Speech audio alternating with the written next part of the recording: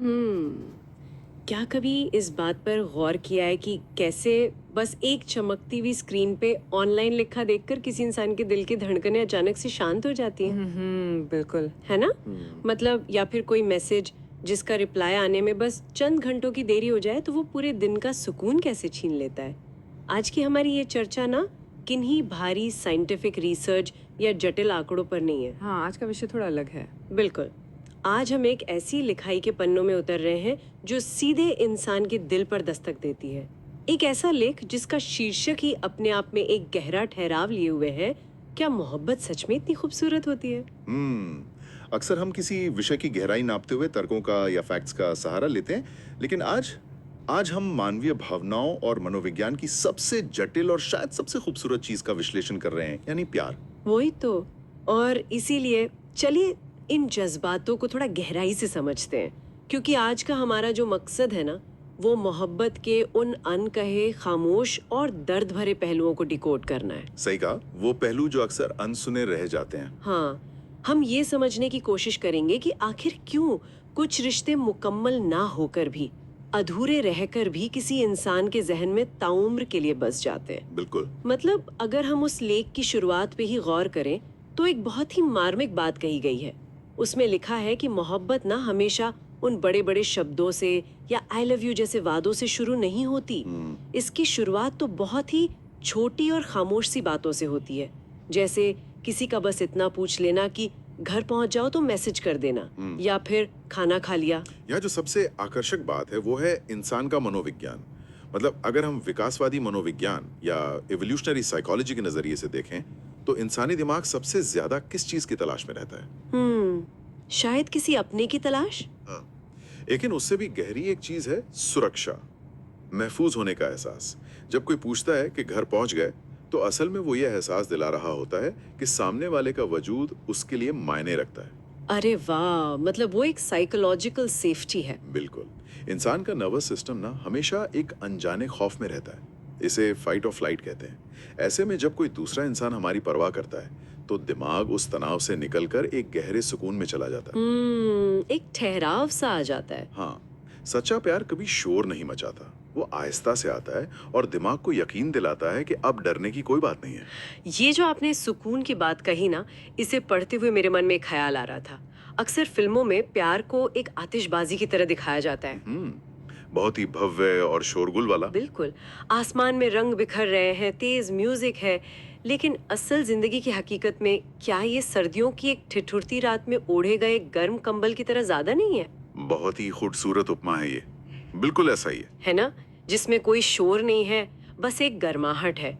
पर एक सवाल उठता है, आखिर क्यों ये छोटे छोटे से मैसेज किसी बहुत बड़े वादे से ज्यादा गहरे लगते हैं? क्योंकि देखिए, बड़े वादे भविष्य पर टिके होते हैं और भविष्य हमेशा अनिश्चित होता है। कल क्या होगा किसी ने नहीं देखा। हाँ, ये तो है। लेकिन वो जो छोटी सी परवाह है ना, वो वर्तमान में होती है। उस लेख में इस बात पर बहुत जोर दिया गया है कि दुनिया का सबसे खूबसूरत एहसास वो है जब कोई बिना कुछ कहे हमारी खामोशी को पढ़ ले। बिना शब्दों के समझना। बिल्कुल। आज के दौर में देखिए, लोग सुनते कम हैं और जवाब ज्यादा देते हैं। कोई समझने के लिए नहीं सुनता।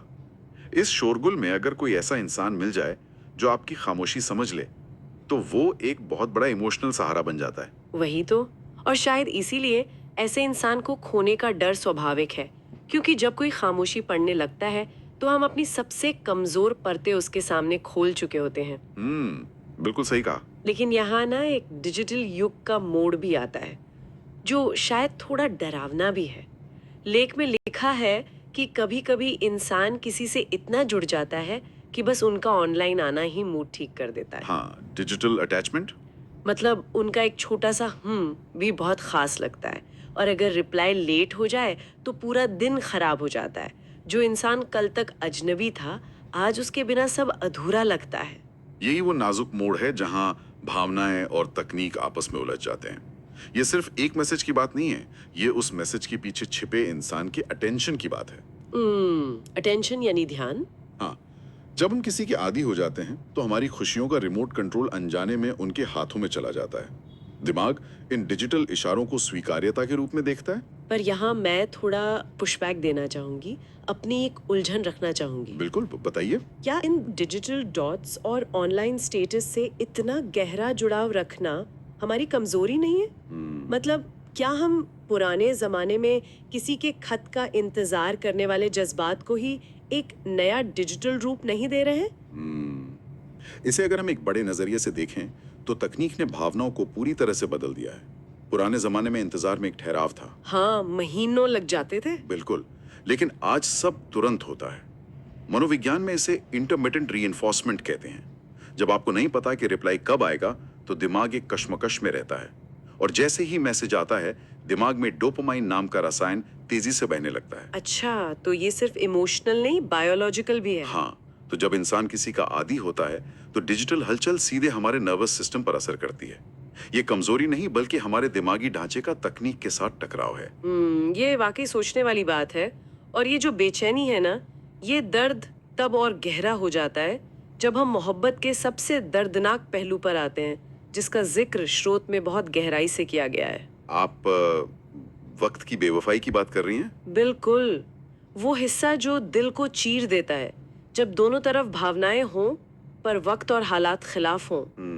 ये बहुत ही तकलीफदेह स्थिति होती है। हाँ, वो दर्दनाक दौर जब बातें अचानक से कम होने लगती हैं, गुड मॉर्निंग महज एक औपचारिकता बन जाता है और कॉल्स की जगह बिजी हूँ ये बहाना ले लेता है। सही कहा। जो इंसान कभी पूरी दुनिया हुआ करता था ना, वो फिर से अजनबी लगने लगता है। मुझे तो ये एक ऐसे गाने की तरह लगता है जिसका वॉल्यूम अचानक बंद होने के बजाय धीरे धीरे कम हो रहा हो, फेड आउट हो रहा हो।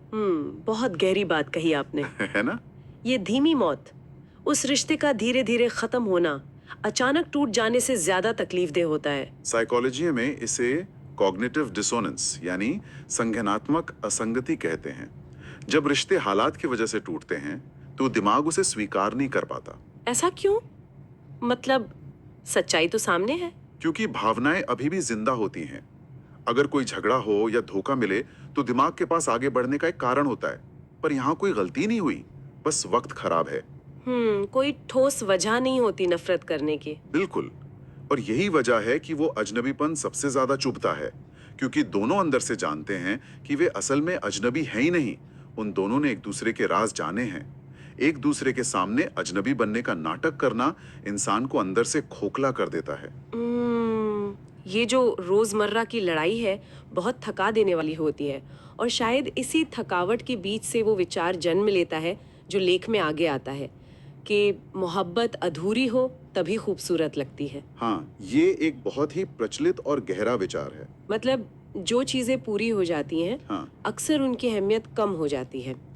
इसीलिए लोग कुछ मैसेज कभी भी डिलीट नहीं करते, पुरानी चैट सिर्फ इसलिए संभाल कर रखते हैं क्योंकि उनमें वो इंसान बसा होता है जो अब जिंदगी में नहीं है।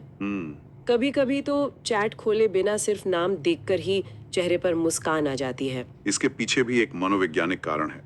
इसे ज़िगार्निक इफेक्ट कहते हैं। जो चीज हमें पूरी तरह नहीं मिल पाती, हमारा दिमाग उसे हमेशा परफेक्ट मानता रहता है। पर यहाँ मैं फिर से एक सवाल उठाना चाहूंगी। बिल्कुल। क्या हम इस अधूरेपन को कुछ ज्यादा ही ग्लोरीफाई, मतलब महिमा मंडित नहीं कर रहे? क्या फोन में पुरानी चैट्स बचाकर रखना सच में उस इंसान को बचाकर रखने की कोशिश है, या फिर बस उस एहसास को जो उस वक्त महसूस होता था? ये एक बहुत ही बेहतरीन सवाल है, और मैं कहूंगा कि आप सही कह रही हैं। जो चीज अधूरी रह जाती है वो रोजमर्रा की हकीकत और कमियों की कसौटी पर कभी परखी ही नहीं जाती। हाँ, वो हमेशा बेदाग रहती है। बिल्कुल, इसलिए वो हमें परफेक्ट लगती है। लेकिन उसी लेख में सच्चे प्यार की परिभाषा का भी जिक्र है। कोई भी इंसान परफेक्ट नहीं होता है, लेकिन सच्चा प्यार करने वाला कोशिश जरूर करता है। वो वक्त निकालता है। हाँ, वो परवाह करता है और जानबूझकर कभी चोट नहीं पहुंचाता है। और सबसे बड़ी बात, दूसरे की खुशी में अपना सुकून ढूंढना ही मोहब्बत है। ये एक निस्वार्थ भावना है। वाकई। तो अगर हम आज की इस पूरी चर्चा को समेटें तो निष्कर्ष यही निकलता है कि मोहब्बत पास होने या हमेशा साथ रहने की मोहताज नहीं है। बिल्कुल नहीं। ये वो निस्वार्थ भावना है जो अगर एक बार दिल में बस जाए तो शायद जिंदगी भर साथ चलती है। इसीलिए कुछ लोग जिंदगी में सिर्फ एक बार मिलते हैं, पर उनकी याद हर रोज आती है। और जाते जाते आज के इस डिजिटल दौर को देखते हुए मैं गहरा सवाल यहाँ छोड़ना चाहूंगा। जी बिल्कुल। जरा सोचिए, जब हमारे भेजे गए डिजिटल मैसेज हमारे असल रिश्तों से ज्यादा लंबी उम्र रखते हैं, तो क्या हम सच में उस इंसान से प्यार करते हैं जो वो असल जिंदगी में था, अपनी सारी कमियों के साथ, या फिर हम सिर्फ उस इंसान से प्यार करते हैं जिसका एक बहुत ही खास बेदाग किरदार हमारे फोन की पुरानी चैट्स में हमेशा के लिए महफूज हो गया है? एक ऐसा इंसान जो कभी नहीं बदलता। ये वाकई एक ऐसा विचार है जो किसी को भी देर रात तक सोचने पर मजबूर कर दे कि हम असल इंसान से जुड़े हैं या उसकी एक डिजिटल परछाई से। बिल्कुल। आज की इस गहराई में उतरने के बाद जज्बात थोड़े और साफ हो गए हैं। अगर कोई आज भी किसी को दिल से याद करता है तो शायद हमारी आज की ये खामोश सी बातचीत उसी के लिए थी। Good night.